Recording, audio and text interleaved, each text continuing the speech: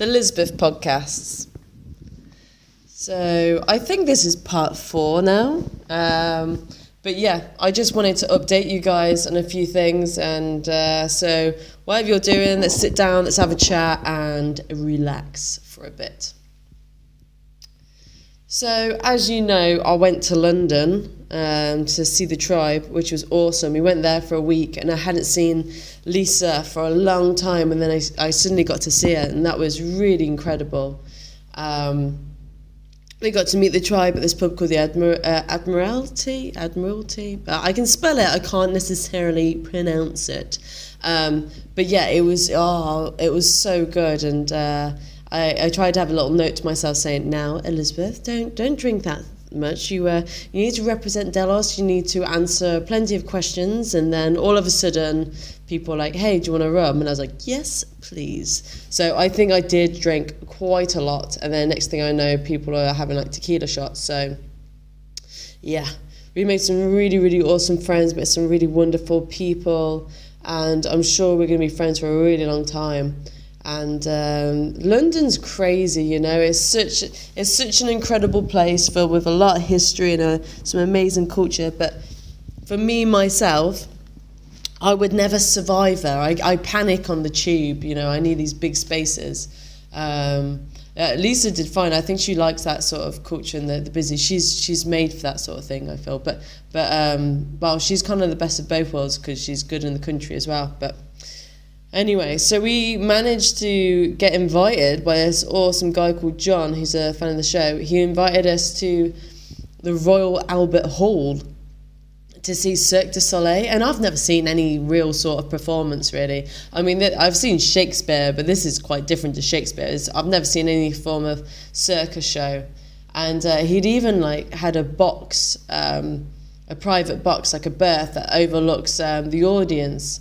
And it's from his job, so they get to, he works for a bank, so it's the bank's box. And I got in, and I was overlooking the audience, and we had the some of the best seats ever.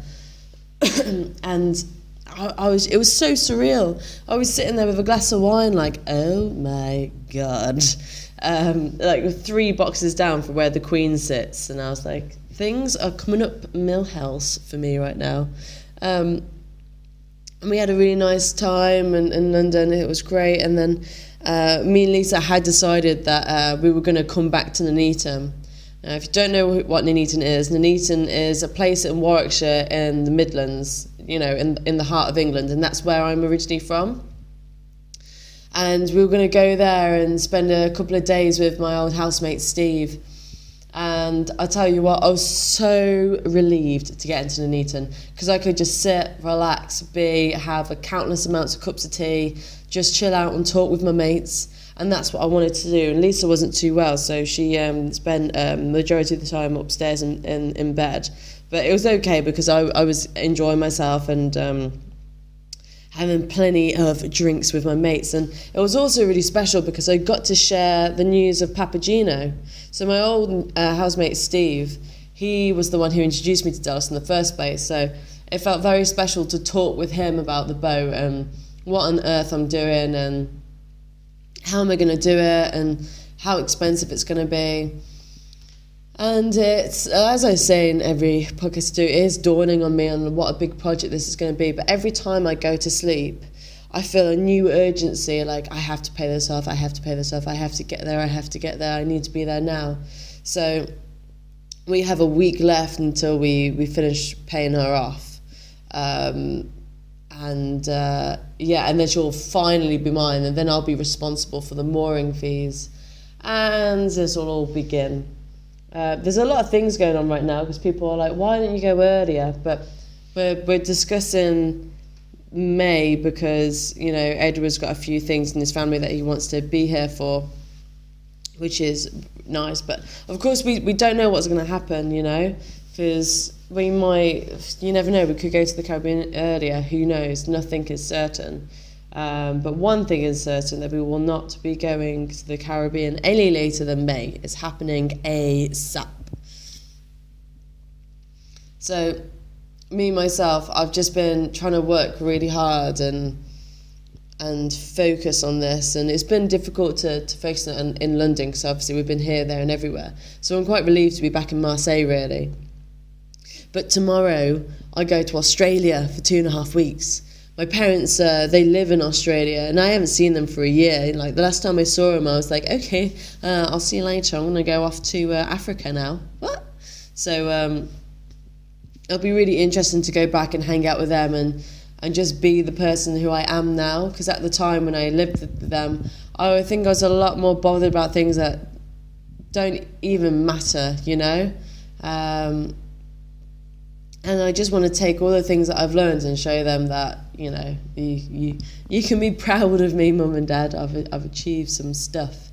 And I think me and my dad were going to go fishing. My mum's, she's insisting that she wants to take me to get my nails done. I'm like, do you know who I am?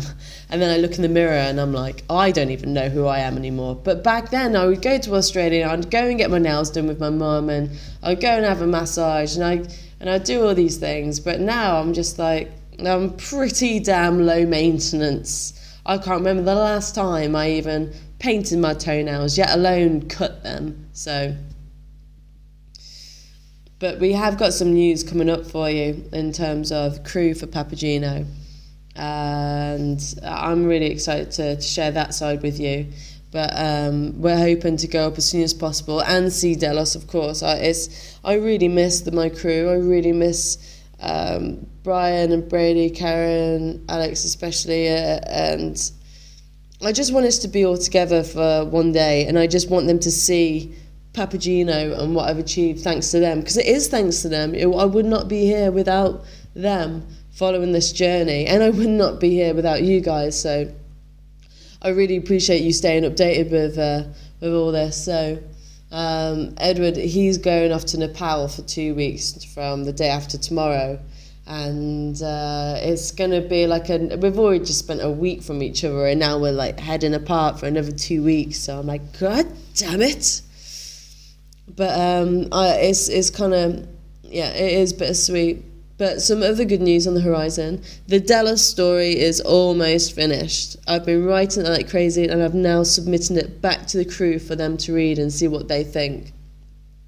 So fingers crossed it all goes well. I'm really pleased, and I really hope they like it. It's been an incredible thing to be a part of as well. But I think just flipping back to wrap this entire week up. This week has been one of the most busiest, exhausting weeks of my life, and I can't wait just to like be just me and Edward for a bit and just on our open ocean, just relax. But it's been such an incredible experience meeting people from the tribe, and even though I don't know them and they know me, it's a different sort of relationship because they know every part of your journey and your struggle. So it's a very special relationship, and I love the tribe so much, and I'm so grateful for you guys staying with me every step of the way. And like I say, me and Edward, we're going to be releasing episodes. We're just waiting and getting them ready for everything. And oh wow, it's been a long journey, and I just can't wait. I just can't bloody wait. But until then, that's my little recap, just to say thank you, just to say I need a good early night and maybe a rum as soon as I land in Australia. God, it's going to take 27 hours to get there. 27 hours. If anyone knows any pilots and can upgrade me to first class, that would be great. But until then, guys, I've released a blog. Go over and have a read, and know that I love you lots. All right then, guys, have a good week. See you later. Bye.